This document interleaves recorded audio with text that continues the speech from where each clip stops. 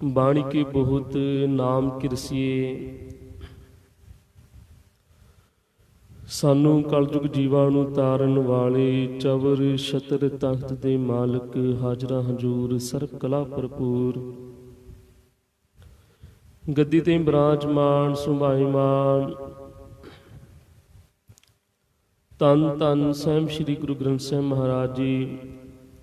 ਸਤਿਗੁਰਾਂ ਦੀ ਅਪਾਰ ਕਿਰਪਾ ਰਹਿਮਤ ਬਖਸ਼ਿਸ਼ ਦੇ ਨਾਲ ਅੰਮ੍ਰਿਤ ਵੇਲੇ ਤੋਂ ਸਤਿਗੁਰਾਂ ਦੇ ਪਾਵਨ ਅਤੇ ਪਵਿੱਤਰ ਦੀਵਾਨਾਂ ਦੇ ਵਿੱਚ ਇਲਾਹੀ ਬਾਣੀ ਦੇ ਜਾਪ ਹੋਏ, ਆਸਾ ਜੀ ਦੀ ਵਾਰ ਦੀ ਕੀਰਤਨ ਹੋਏ ਤੇ ਸਤਿਗੁਰ ਜੀ ਸਾਨੂੰ ਅੱਜ ਦੇ ਆਪਣੇ ਪਾਵਨ ਅਤੇ ਪਵਿੱਤਰ ਮੁੱਖ ਵਾਕਾਂ ਦੇ ਵਿੱਚ ਸਾਨੂੰ ਕੀ ਸਮਝਾਉਣਾ ਕਰ ਰਹੇ ਹਨ। ਆਓ ਸਰਵਣ ਕਰੀਏ ਜੀ। ਸੂਰਠ ਮਹੱਲਾ ਨੌਵਾਂ। ਜੋ ਨਰ ਦੁਖ ਮੈਂ ਦੁਖ ਨਹੀਂ ਮਾਨੈ, ਸੁਖ ਸਨੇਹ ਅਰ ਭੈ ਨਹੀਂ ਜਾਗੈ, ਕੰਚਨ ਮਾਟੀ ਮਾਨੈ। ਕਿ ਗੁਰੂ ਪਿਆਰਿਓ, ਇਹ ਜਿਹੜਾ ਜੀਵਨ ਉਸ ਸਤਿਗੁਰ ਨੇ ਸਾਨੂੰ ਬਖਸ਼ਿਸ਼ ਕੀਤਾ ਹੈ, ਇਸ ਜੀਵਨ ਦੇ ਵਿੱਚ ਮਨੁੱਖ ਦੇ ਜੀਵਨ ਦੇ ਵਿੱਚ ਦੋ ਤਰ੍ਹਾਂ ਦੇ ਪਹਿਲੂ ਆਉਂਦੇ ਹਨ। ਕਦੀ ਉਸ ਪਰਮਾਤਮਾ ਦੇ ਵੱਲੋਂ ਮਨੁੱਖ ਨੂੰ ਸੁੱਖ ਮਿਲਦੇ ਹਨ ਤੇ ਕਦੀ ਉਸ ਪਰਮਾਤਮਾ ਦੇ ਵੱਲੋਂ ਮਨੁੱਖ ਨੂੰ ਦੁੱਖ ਵੀ ਮਿਲਦੇ ਹਨ। ਜਿਵੇਂ ਰਾਤ ਹੈ ਉਸੇ ਤਰ੍ਹਾਂ ਦਿਨ ਹੈ, ਜਿਵੇਂ ਸੂਰਜ ਹੈ ਤੇ ਚੰਦ ਹੈ।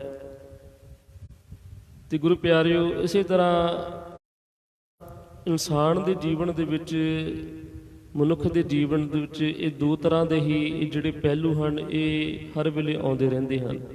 ਕਿ ਜਿਹੜਾ ਜੀਵਨ ਦਾ ਉਤਰਾਅ ਚੜ੍ਹਾਅ ਹੈ ਉਹ ਆਉਂਦਾ ਰਹਿੰਦਾ ਹੈ।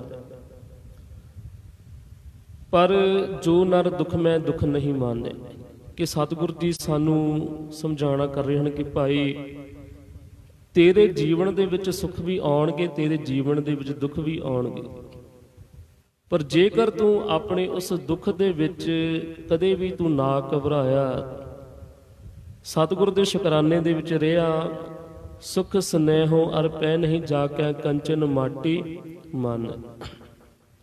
ਕਿ ਗੁਰੂ ਪਿਆਰਿਓ, ਜਿਸ ਮਨੁੱਖ ਨੇ ਆਪਣਾ ਜੀਵਨ ਸੁੱਖਾਂ ਦੇ ਵਿੱਚ ਹੀ ਬਤੀਤ ਕੀਤਾ ਹੋਵੇ ਤੇ ਉਸ ਨੂੰ ਕਿਸੇ ਵੀ ਕਿਸਮ ਦਾ ਡਰ ਨਹੀਂ ਲੱਗਦਾ। ਜਿਵੇਂ ਗੁਰੂ ਪਿਆਰਿਓ, ਸੁਖ ਸਨੇਹੋ ਅਰ ਪਹਿ ਨਹੀਂ ਜਾਗੈ, ਕੰਚਨ ਮਾਟੀ ਮਾਨੈ। ਕਿ ਜਿਹੜਾ ਮਨੁੱਖ ਸੋਨੇ ਨੂੰ ਮਿੱਟੀ ਸਮਝਦਾ ਹੈ, ਕਿ ਦੁਨਿਆਵੀ ਪਦਾਰਥਾਂ ਨੂੰ ਮਿੱਟੀ ਦੇ ਬਰਾਬਰ ਸਮਝਦਾ ਹੈ, ਤੇ ਗੁਰੂ ਪਿਆਰਿਓ, ਉਹਨਾਂ ਦੇ ਅੰਦਰ ਉਸ ਪਰਮਾਤਮਾ ਦਾ ਨਿਵਾਸ ਹੋ ਜਾਂਦਾ ਹੈ ਤੇ ਉਹਨਾਂ ਨੂੰ ਦੁਨਿਆਵੀ ਪਦਾਰਥਾਂ ਦੇ ਨਾਲ ਉਹਨਾਂ ਦਾ ਜਿਹੜਾ ਮੋਹ ਹੁੰਦਾ ਹੈ ਉਹ ਟੁੱਟ ਜਾਂਦਾ ਹੈ ਤੇ ਸਦਾ ਹੀ ਉਹ ਉਸ ਸਤਿਗੁਰ ਦੇ ਸ਼ੁਕਰਾਨੇ ਦੇ ਵਿੱਚ ਰਹਿ ਕਰਕੇ, ਸਾਦਗੀ ਦੇ ਵਿੱਚ ਰਹਿ ਕਰਕੇ ਆਪਣਾ ਜੀਵਨ ਬਤੀਤ ਕਰਦੇ ਹਨ, ਜਿਸ ਦੇ ਨਾਲ ਕਿ ਉਹਨਾਂ ਨੂੰ ਆਪਣੇ ਜੀਵਨ ਦੇ ਵਿੱਚ ਕਿਸੇ ਵੀ ਪ੍ਰਕਾਰ ਦੇ ਗਿਲੇ ਸ਼ਿਕਵੇ ਨਹੀਂ ਰਹਿੰਦੇ ਕਿ ਮੈਨੂੰ ਸਤਿਗੁਰ ਨੇ ਇਹ ਚੀਜ਼ ਨਹੀਂ ਦਿੱਤੀ, ਮੈਨੂੰ ਸਤਿਗੁਰ ਨੇ ਉਹ ਚੀਜ਼ ਨਹੀਂ ਦਿੱਤੀ। ਤੇ ਜਦੋਂ ਆਪਾਂ ਸਤਿਗੁਰ ਦੇ ਸ਼ੁਕਰਾਨੇ ਦੇ ਵਿੱਚ ਰਹਿ ਕਰਕੇ ਇਹ ਆਪਣਾ ਜੀਵਨ ਬਤੀਤ ਕਰਦੇ ਹਾਂ ਤੇ ਗੁਰੂ ਪਿਆਰਿਓ, ਸਤਿਗੁਰ ਜੀ ਸਦਾ ਹੀ ਕਿਰਪਾ ਬਣਾਈ ਰੱਖਦੇ ਹਨ। ਨਹੀਂ ਨਿੰਦਿਆ ਨਹੀਂ ਉਸਤਤ, ਜਾਂ ਕੈ ਲੋਭ ਮੋਹ ਅਭਿਮਾਨਾ। ਕਿ ਗੁਰੂ ਪਿਆਰਿਓ, ਇਸ ਜੀਵਨ ਦੇ ਵਿੱਚ ਉਸ ਪਰਮਾਤਮਾ ਨੇ ਮਨੁੱਖ ਨੂੰ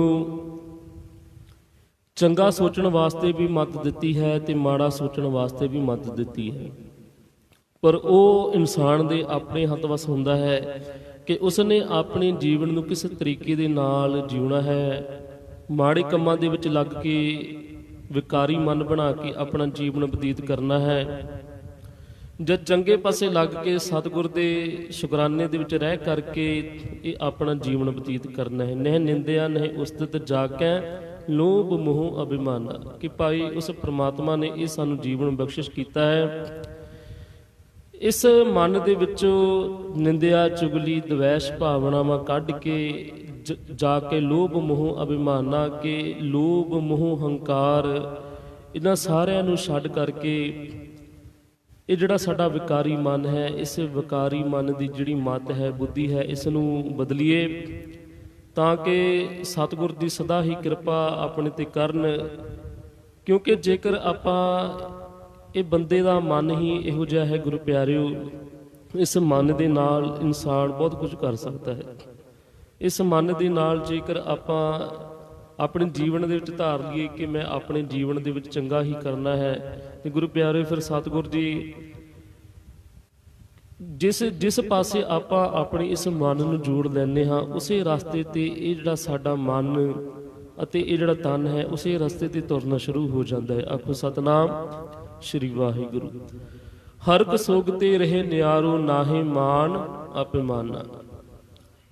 ਕਿ ਗੁਰੂ ਪਿਆਰਿਓ, ਜਿਹੜਾ ਮਨੁੱਖ ਸਦਾ ਹੀ ਸਤਿਗੁਰ ਦੇ ਭਾਣੇ ਦੇ ਵਿੱਚ ਰਹਿੰਦਾ ਹੈ ਕਿ ਇਹ ਜਿਹੜਾ ਮੈਨੂੰ ਮਨੁੱਖਾ ਜੀਵਨ ਉਸ ਪ੍ਰਮਾਤਮਾ ਨੇ ਬਖਸ਼ਿਸ਼ ਕੀਤਾ ਹੈ ਕਿ ਮੈਂ ਉਸ ਦੇ ਭਾਣੇ ਦੇ ਵਿੱਚ ਰਹਿ ਕਰਕੇ ਇਹ ਜੀਵਨ ਬਤੀਤ ਕਰਨਾ ਹੈ, ਤੇ ਗੁਰੂ ਪਿਆਰਿਓ ਉਹ ਮਨੁੱਖ, ਉਹਨਾਂ ਮਨੁੱਖਾਂ ਨੂੰ ਕਿਸੇ ਵੀ ਪ੍ਰਕਾਰ ਦਾ ਕਦੇ ਵੀ ਕੋਈ ਗਮ ਉਹਨਾਂ ਦੇ ਜੀਵਨ ਦੇ ਵਿੱਚ ਨਹੀਂ ਵਿਆਪਦਾ। ਹਰ ਕ ਸੋਗ ਤੇ ਰਹੇ ਨਿਆਰੂ, ਨਾਹੀ ਮਾਨ ਅਪਮਾਨਾ। ਤੇ ਉਹਨਾਂ ਦੇ ਹਿਰਦੇ ਦੇ ਵਿੱਚ ਸਦਾ ਹੀ ਉਸ ਸਤਿਗੁਰ ਦਾ ਨਿਵਾਸ ਹੋ ਜਾਂਦਾ ਹੈ, ਤੇ ਉਹ ਸਦਾ ਹੀ ਸਤਿਗੁਰ ਦੇ ਨਾਮ ਸਿਮਰਨ ਦੇ ਵਿੱਚ ਜੁੜੇ ਰਹਿੰਦੇ ਹਨ। ਆਸਾ ਮਨਸਾ ਸਗਲ ਤਿਆਗੇ, ਜਗਤੇ ਰਹੇ ਨਿਰਾਸਾ। ਕਿ ਗੁਰੂ ਪਿਆਰਿਓ, ਇਹ ਜੋ ਆਪਾਂ ਪਾਵਨ ਅਤੇ ਪਵਿੱਤਰ ਸ਼ਬਦ ਸਰਵਣ ਕਰਨੇ ਹਾਂ, ਨੌਵੇਂ ਪਾਤਸ਼ਾਹ ਧੰਨ ਧੰਨ ਗੁਰੂ ਤੇਗ ਬਹਾਦਰ ਮਹਾਰਾਜ ਜੀ ਸ਼ਹੀਦਾਂ ਦੇ ਸਰਤਾਜ ਸਤਿਗੁਰ ਜੀ ਸਾਨੂੰ ਸਮਝਾਉਣਾ ਕਰਨ ਕਿ ਆਸਾ ਮਨਸਾ ਸਗਲ ਤਿਆਗੀ। ਕਿ ਮਨੁੱਖ ਦੇ ਜੀਵਨ ਦੇ ਵਿੱਚ ਬਹੁਤ ਹੀ ਆਸਾਂ ਹੁੰਦੀਆਂ ਹਨ ਕਿ ਮੈਂ ਆਪਣੇ ਜੀਵਨ ਦੇ ਵਿੱਚ ਇਸ ਤਰ੍ਹਾਂ ਕਰਨਾ ਹੈ, ਆਪਣੇ ਜੀਵਨ ਨੂੰ ਇਸ ਤਰੀਕੇ ਦੇ ਨਾਲ ਬਤੀਤ ਕਰਨਾ ਹੈ, ਇਸ ਰਾਸਤੇ ਤੇ ਆਪਣੇ ਜੀਵਨ ਨੂੰ ਲੈ ਕੇ ਜਾਣਾ ਹੈ, ਆਪਣਾ ਚੰਗਾ ਭਵਿੱਖ ਬਣਾਉਣਾ ਹੈ। ਤੇ ਗੁਰੂ ਪਿਆਰਿਓ, ਇਨਸਾਨ ਮਨੁੱਖ ਇਸੇ ਹੀ ਫਿਕਰਾਂ ਦੇ ਵਿੱਚ, ਇਸੇ ਹੀ ਸੋਚ ਦੇ ਨਾਲ ਆਪਣਾ ਇਹ ਜੀਵਨ ਬਤੀਤ ਕਰਦਾ ਹੈ। ਆਸਾ ਮਨਸਾ ਸਗਲ ਤਿਆਗੀ, ਜਗਤੇ ਰਹੀ ਨਿਰਾਸਾ। ਤੇ ਸਤਿਗੁਰ ਜੀ, ਪਰ ਜਿਹੜੇ ਸਤਿਗੁਰ ਜੀ ਸਾਨੂੰ ਇੱਥੇ ਇਹ ਸਮਝਾਉਣਾ ਕਰ ਰਹੇ ਨੇ ਕਿ ਜਿਹੜੇ ਉਸ ਪ੍ਰਮਾਤਮਾ ਦਾ ਨਾਮ ਜਪਦੇ ਹਨ, ਜਿਹੜੇ ਉਸ ਪ੍ਰਮਾਤਮਾ ਦੇ ਨਾਮ ਦੀ ਬੰਦਗੀ ਕਰਦੇ ਹਨ, ਤੇ ਉਹ ਆਪਣੇ ਜੀਵਨ ਦੇ ਵਿੱਚ ਜਿੰਨੀਆਂ ਵੀ ਆਸਾਂ ਹਨ ਕਿ ਮੈਂ ਇਸ ਤਰ੍ਹਾਂ ਆਪਣੇ ਜੀਵਨ ਨੂੰ ਜਿਉਣਾ ਹੈ, ਉਹ ਸਾਰੀਆਂ ਆਪਣੇ ਜੀਵਨ ਦੇ ਵਿੱਚੋਂ ਕੱਢ ਕਰਕੇ ਉਹ ਕੇਵਲ ਤੇ ਕੇਵਲ ਉਸ ਪ੍ਰਮਾਤਮਾ ਦੇ ਨਾਮ ਦੇ ਵਿੱਚ ਹੀ ਜੁੜ ਜਾਂਦੇ ਹਨ। ਪਰ ਆਪਾਂ ਗੁਰੂ ਪਿਆਰਿਓ, ਆਪਾਂ ਦੁਨਿਆਵੀ ਗ੍ਰਸਤੀ ਹਾਂ, ਕਿਉਂਕਿ ਇਹ ਜਿਹੜਾ ਜੀਵਨ ਹੈ, ਇਸ ਜੀਵਨ ਨੂੰ ਜੇਕਰ ਆਪਾਂ ਦੋਨਾਂ ਹੀ ਤਰਫਾਂ ਦੇ ਨਾਲ ਆਪਾਂ ਬਤੀਤ ਕਰੀਏ ਤੇ ਫਿਰ ਵੀ ਸਤਿਗੁਰੂ ਦੀ ਸਦਾ ਹੀ ਕਿਰਪਾ ਬਣਾਈ ਰੱਖਣਗੇ। ਉਹ ਕਿਵੇਂ ਕਿ ਆਪਣੇ ਮਨ ਦੇ ਵਿੱਚ ਆਸਾਂ ਵੀ ਉਹੋ ਜਿਹੀਆਂ ਰੱਖਣੀਆਂ ਹਨ ਕਿ ਜੋ ਸਾਡੇ ਜੀਵਨ ਦੇ ਵਿੱਚ ਜੀਵਨ ਨੂੰ ਚਲਾਉਣ ਵਾਸਤੇ ਸਾਡੇ ਕੰਮ ਆ ਸਕਣ। ਕਿ ਇਹੋ ਜਿਹੀਆਂ ਆਸਾਂ ਵੀ ਨਹੀਂ ਰੱਖਣੀਆਂ ਕਿ ਆਪਾਂ ਲੋੜ ਤੋਂ ਵੱਧ ਸੋਚ ਕੇ ਰੱਖੀਏ, ਤੇ ਲੋੜ ਤੋਂ ਵੱਧ ਸੋਚ ਕੇ ਆਪਾਂ ਮਨ ਹੀ ਮਨ ਉਸ ਚੀਜ਼ ਨੂੰ ਬਾਰ-ਬਾਰ ਸੋਚੀ ਜਾ ਰਹੇ ਹਾਂ ਗੁਰੂ ਪਿਆਰਿਓ। ਤੇ ਉਸੇ ਹੀ ਚੀਜ਼ ਦੇ ਵਿੱਚ ਸੋਚਣ ਦੇ ਵਿੱਚ ਸਾਡਾ ਮਨ ਹਰ ਵੇਲੇ ਰੁੱਝਿਆ ਰਹਿੰਦਾ ਹੈ, ਤੇ ਕੀ ਹੁੰਦਾ ਹੈ ਕਿ ਆਪਾਂ ਦੂਸਰੇ ਪਾਸੇ ਜਿਹੜਾ ਆਪਣੇ ਜੀਵਨ ਦਾ ਜਿਹੜਾ ਜੀਵਨ ਦੀ ਜਿਹੜੀ ਵਿਉਂਤ ਹੈ ਉਸ ਨੂੰ ਸੋਚ ਨਹੀਂ ਪਾਉਂਦੇ। ਆਸਾ ਮਨਸਾ ਸਗਲ ਤਿਆਗੀ, ਜਗਤੇ ਰਹੇ ਨਿਰਾਸਾ। ਪਰ ਜਿਹੜੇ ਉਸ ਪ੍ਰਮਾਤਮਾ ਦਾ ਨਾਮ ਜਪਦੇ ਹਨ ਤੇ ਉਹ ਇਸ ਜਗਤ ਦੇ ਨਿਰਮੋਹ ਤੋਂ ਨਿਰਲੇਪ ਹੋ ਜਾਂਦੇ ਹਨ, ਤੇ ਸਦਾ ਹੀ ਸਤਿਗੁਰ ਦੇ ਨਾਮ ਸਿਮਰਨ ਦੇ ਵਿੱਚ ਜੁੜੇ ਰਹਿੰਦੇ ਹਨ।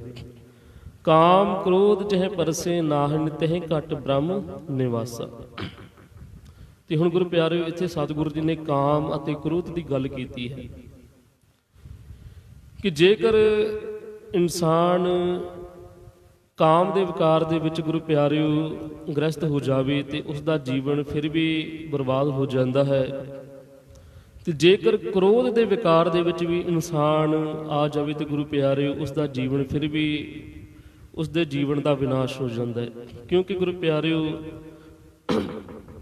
ਕ੍ਰੋਧ ਇੱਕ ਇਹੋ ਜਿਹੀ ਚੀਜ਼ ਹੈ, ਜਦੋਂ ਕਿਸੇ ਇਨਸਾਨ ਨੂੰ ਆਉਂਦੀ ਹੈ ਉਸ ਨੂੰ ਪਤਾ ਨਹੀਂ ਲੱਗਦਾ ਕਿ ਮੈਂ ਕਿਸ ਤਰੀਕੇ ਦੇ ਨਾਲ ਜਿਹੜਾ ਅਗਲੇ ਜੀਵਨ ਦੀ ਵਿਉਂਤ ਹੈ ਉਸ ਨੂੰ ਕਿਵੇਂ ਮੈਂ ਗੁਜ਼ਾਰਨਾ ਹੈ, ਤੇ ਗੁਰੂ ਪਿਆਰਿਓ, ਸਤਿਗੁਰੂ ਜੀ ਸਾਨੂੰ ਸਮਝਾਣਾ ਕਰਨ ਕਿ ਭਾਈ ਆਪਣੇ ਜੀਵਨ ਦੇ ਵਿੱਚੋਂ ਕਾਮ ਅਤੇ ਕ੍ਰੋਧ ਜੇ ਪਰਸੇ ਨਾਹਿਨ ਤਹਿ ਘਟ ਬ੍ਰਹਮ ਨਿਵਾਸਾ, ਕਿ ਜੇਕਰ ਮਨੁੱਖ ਦੇ ਜੀਵਨ ਦੇ ਵਿੱਚ ਇਹ ਦੋਨੋਂ ਚੀਜ਼ਾਂ ਨਿਕਲ ਜਾਣ ਤੇ ਗੁਰੂ ਪਿਆਰਿਓ ਤਹਿ ਘਟ ਬ੍ਰਹਮ ਨਿਵਾਸਾ, ਕਿ ਉਸ ਮਨੁੱਖ ਦੇ ਹਿਰਦੇ ਦੇ ਵਿੱਚ ਪਰਮਾਤਮਾ ਦਾ, ਉਸ ਸਤਿਗੁਰ ਦਾ ਨਿਵਾਸ ਹੋ ਜਾਂਦਾ ਹੈ ਤੇ ਉਸ ਮਨੁੱਖ ਦੀ ਫਿਰ ਜਿਹੜੀ ਅਵਸਥਾ ਬਣ ਜਾਂਦੀ ਹੈ ਉਹ ਬ੍ਰਹਮ ਦੀ ਅਵਸਥਾ ਬਣ ਜਾਂਦੀ ਹੈ। ਜਿਹੜੇ ਨਾਮ ਸਿਮਰਨ ਦੀ ਕਮਾਈ ਕਰਦੇ ਹਨ ਗੁਰੂ ਪਿਆਰਿਓ, ਉਹ ਕਿਸੇ ਨੂੰ ਦੱਸਦੇ ਨਹੀਂ, ਕਿਸੇ ਵੀ ਪ੍ਰਕਾਰ ਦਾ ਉਹ ਦਿਖਾਵਾ ਨਹੀਂ ਕਰਦੇ ਕਿ ਮੈਂ ਉਸ ਪ੍ਰਮਾਤਮਾ ਦਾ ਨਾਮ ਜਪਦਾ ਹਾਂ। ਪਰ ਗੁਰੂ ਪਿਆਰਿਓ, ਜਿਹੜੇ ਅਭਿਆਸੀ ਲੋਕ ਹਨ ਉਹ ਸਦਾ ਹੀ ਉਸ ਪ੍ਰਮਾਤਮਾ ਦੇ ਨਾਮ ਦੇ ਵਿੱਚ ਹੀ ਉਹ ਆਪਣੇ ਜੀਵਨ ਨੂੰ ਬਤੀਤ ਕਰਦੇ ਹਨ ਤੇ ਸਦਾ ਹੀ ਸਤਿਗੁਰ ਦੇ ਨਾਮ ਸਿਮਰਨ ਵਿੱਚ ਮਨ ਹੀ ਮਨ ਕਰਕੇ ਉਹ ਜੁੜੇ ਰਹਿੰਦੇ ਹਨ। ਕਾਮ ਕ੍ਰੋਧ ਜਹ ਪਰਸੇ ਨਾਹਿਨ ਤਹਿ ਘਟ ਬ੍ਰਹਮ ਨਿਵਾਸਾ, ਗੁਰ ਕਿਰਪਾ ਜਹ ਨਰ ਕੋ ਕੀਨੀ ਤਹਿ ਇਹ ਜੁਗਤ ਪਛਾਨੀ, ਕਿ ਜਿਸ ਮਨੁੱਖ ਤੇ, ਜਿਸ ਇਨਸਾਨ ਤੇ ਸਤਿਗੁਰ ਨੇ ਮਿਹਰ ਕੀਤੀ ਕਿ ਭਾਈ ਇਹ ਜਿਹੜਾ ਜੀਵਨ ਹੈ ਇਹ ਜੀਵਨ ਤੈਨੂੰ ਕਿਉਂ ਬਖਸ਼ਿਸ਼ ਕੀਤਾ ਹੈ। ਕਿਉਂਕਿ ਗੁਰੂ ਪਿਆਰਿਓ, ਇਨਸਾਨ ਮਨੁੱਖ ਇਸ ਸੰਸਾਰ ਦੇ ਵਿੱਚ ਪਹਿਲਾਂ ਪੈਦਾ ਹੁੰਦਾ ਹੈ, ਫਿਰ ਪੈਦਾ ਹੋਣ ਦੇ ਨਾਲ ਇਸ ਜੀਵਨ ਦਾ ਜਿਹੜਾ ਅੰਤ ਹੈ ਉਹ ਵੀ ਹੁੰਦਾ ਹੈ। ਜਿਵੇਂ ਆਪਾਂ ਪਹਿਲਾਂ ਗੱਲ ਕੀਤੀ ਸੀ ਕਿ ਜੇਕਰ ਰਾਤ ਹੈ ਤੇ ਦਿਨ ਹੈ, ਜੇ ਸੂਰਜ ਹੈ ਤੇ ਚੰਦ ਹੈ, ਜੇ ਹਵਾ ਹੈ ਤੇ ਪਾਣੀ ਹੈ, ਤੇ ਇਸੇ ਤਰ੍ਹਾਂ ਗੁਰੂ ਪਿਆਰਿਓ ਜੇਕਰ ਬੰਦਾ ਹੈ ਤੇ ਇਸਤਰੀ ਹੈ। ਇਸੇ ਤਰ੍ਹਾਂ ਗੁਰੂ ਪਿਆਰਿਓ, ਗੁਰ ਕਿਰਪਾ ਜਹ ਨਰ ਕੋ ਕੀਨੀ ਤਹਿ ਇਹ ਜੁਗਤ ਪਛਾਨੀ, ਕਿ ਇਹ ਜਿਹੜਾ ਜੀਵਨ ਹੈ ਇਸ ਜੀਵਨ ਦੇ ਵਿੱਚ ਗੁਰੂ ਪਿਆਰਿਓ, ਇਸ ਜੀਵਨ ਦੇ ਵਿੱਚ ਇਨਸਾਨ ਪੈਦਾ ਵੀ ਹੁੰਦਾ ਹੈ ਤੇ ਪੈਦਾ ਹੋ ਕਰਕੇ ਆਖਰਕਾਰ ਇਸ ਸੰਸਾਰ ਦੇ ਵਿੱਚ ਚਲਾ ਜਾਂਦਾ ਹੈ, ਇਸ ਜੀਵਨ ਦਾ ਅੰਤ ਵੀ ਹੋ ਜਾਂਦਾ ਹੈ। ਤੇ ਗੁਰੂ ਪਿਆਰਿਓ, ਜਿਹੜੇ ਉਸ ਪ੍ਰਮਾਤਮਾ ਦੇ ਨਾਮ ਨੂੰ ਪਛਾਣ ਲੈਂਦੇ ਹਨ, ਗੁਰ ਕਿਰਪਾ ਜਹ ਨਰ ਕੋ ਕੀਨੀ ਤਹਿ ਇਹ ਜੁਗਤ ਪਛਾਨੀ, ਕਿ ਜਿਨ੍ਹਾਂ ਤੇ ਸਤਿਗੁਰ ਨੇ ਕਿਰਪਾ ਕੀਤੀ ਉਹਨਾਂ ਨੇ ਇਹ ਜਿਹੜੀ ਜੁਗਤ ਹੈ ਕਿ ਇਸ ਜੀਵਨ ਦਾ ਕੀ ਮਨੋਰਥ ਹੈ, ਜਿਨ੍ਹਾਂ ਨੂੰ ਇਹ ਪਤਾ ਲੱਗ ਜਾਂਦਾ ਹੈ ਤੇ ਫਿਰ ਉਹ ਬ੍ਰਹਮ ਗਿਆਨੀ ਦੀ ਅਵਸਥਾ ਦੇ ਵਿੱਚ ਉਹ ਪਹੁੰਚ ਜਾਂਦੇ ਹਨ। ਤੇ ਗੁਰੂ ਪਿਆਰਿਓ, ਫਿਰ ਸਤਿਗੁਰ ਸੱਚੇ ਪਾਤਸ਼ਾਹ ਉਹਨਾਂ ਨੂੰ ਬਹੁਤ ਹੀ ਮਾਣ ਇੱਜ਼ਤ ਵਡਿਆਈਆਂ ਬਖਸ਼ਿਸ਼ ਕਰਦੇ ਹਨ। ਗੁਰ ਕਿਰਪਾ ਜਹ ਨਰ ਕੋ ਕੀਨੀ ਤਹਿ ਇਹ ਜੁਗਤ ਪਛਾਨੀ, ਨਾਨਕ ਲੀਨ ਭਇਓ ਗੋਬਿੰਦ ਸਿਉ ਜਿਉ ਪਾਨੀ ਸੰਗ ਪਾਨੀ। ਜਿਵੇਂ ਗੁਰੂ ਪਿਆਰਿਓ, ਜਦੋਂ ਬਾਰਿਸ਼ ਆਉਂਦੀ ਹੈ, ਬਾਰਿਸ਼ ਦੀਆਂ ਜਦੋਂ ਜਿਹੜੀਆਂ ਬੂੰਦਾਂ ਹਨ ਉਹ ਇਸ ਧਰਤੀ ਤੇ ਪੈਂਦੀਆਂ ਹਨ ਤੇ ਉਹ ਧਰਤੀ ਦੇ ਵਿੱਚ ਹੀ ਸਮਾ ਜਾਂਦੀਆਂ ਹਨ। ਜੇਕਰ ਉਹ ਪਾਣੀ ਦੇ ਵਿੱਚ, ਜੇਕਰ ਕਿਸੇ ਸਮੁੰਦਰ ਦੇ ਵਿੱਚ ਜਾਂ ਨਹਿਰ ਦੇ ਵਿੱਚ ਜਾਂ ਕਿਸੇ ਵੀ ਤਲਾਬ ਦੇ ਵਿੱਚ ਉਹ ਪਾਣੀ ਦੀਆਂ ਬੂੰਦਾਂ ਡਿੱਗਦੀਆਂ ਹਨ ਤੇ ਗੁਰੂ ਪਿਆਰਿਓ, ਉਹ ਬੂੰਦਾਂ ਪਾਣੀ ਦਾ ਹੀ ਰੂਪ ਧਾਰਨ ਕਰ ਲੈਂਦੀਆਂ ਹਨ, ਉਸ ਸਮੁੰਦਰ ਦੇ ਵਾਂਗੂ ਹੀ ਉਹ ਹੋ ਜਾਂਦੀਆਂ ਹਨ। ਤੇ ਸਤਿਗੁਰੂ ਜੀ ਸਾਨੂੰ ਸਮਝਾਣਾ ਕਰਨ ਕਿ ਨਾਨਕ ਲੀਨ ਭਇਓ ਗੋਬਿੰਦ ਸਿਉ, ਕਿ ਭਾਈ ਜੇਕਰ ਉਸ ਪ੍ਰਮਾਤਮਾ ਦਾ ਨਾਮ ਜਪਣਾ ਹੈ, ਉਹਨਾਂ ਪਾਣੀ ਦੀ ਬੂੰਦਾਂ ਵਾਂਗੂ ਇਹੋ ਜਿਹਾ ਆਪਣਾ ਜੀਵਨ ਬਣਾ ਲਓ ਕਿ ਜਿਵੇਂ ਤੁਹਾਨੂੰ ਪ੍ਰਮਾਤਮਾ ਨੇ ਇਸ ਸੰਸਾਰ ਦੇ ਵਿੱਚ ਭੇਜਿਆ ਹੈ ਤੇ ਉਸ ਪ੍ਰਮਾਤਮਾ ਦੇ ਨਾਮ ਦੇ ਨਾਲ ਇਹੋ ਜਿਹੀ ਪ੍ਰੀਤ ਪਾ ਲਓ ਕਿ ਉਹ ਜਿਹੜਾ ਗੋਬਿੰਦ ਹੈ ਉਹ ਤੁਹਾਡੇ ਅੰਦਰ ਹੀ ਸਮਾ ਜਾਵੇ। ਆਖੋ ਸਤਨਾਮ ਸ਼੍ਰੀ ਵਾਹਿਗੁਰੂ। ਤੇ ਤੁਸੀਂ ਵੀ ਉਸ ਗੋਬਿੰਦ ਦੇ ਵਿੱਚ ਇਹੋ ਜਿਹਾ ਸਮਾ ਜਾਵੋ ਕਿ ਜਿਵੇਂ ਉਹ ਪਾਣੀ ਦੀਆਂ ਬੂੰਦਾਂ ਇੱਕ ਸਮੁੰਦਰ ਦੇ ਵਿੱਚ ਡਿੱਗ ਕਰਕੇ ਇੱਕ ਸਮੁੰਦਰ ਦਾ ਰੂਪ ਧਾਰਨ ਕਰ ਲੈਂਦੀਆਂ ਹਨ। ਆਖੋ ਸਤਨਾਮ ਸ਼੍ਰੀ ਵਾਹਿਗੁਰੂ। ਗੁਰ ਕਿਰਪਾ ਜਹ ਨਰ ਕੋ ਕੀਨੀ ਤਹਿ ਇਹ ਜੁਗਤ ਪਛਾਨੀ, ਨਾਨਕ ਲੀਨ ਭਇਓ ਗੋਬਿੰਦ ਸਿਉ ਜੋ ਪਾਨੀ ਸੰਗ ਪਾਨੀ। ਰਾਮ ਕਲੀ ਮਹਲਾ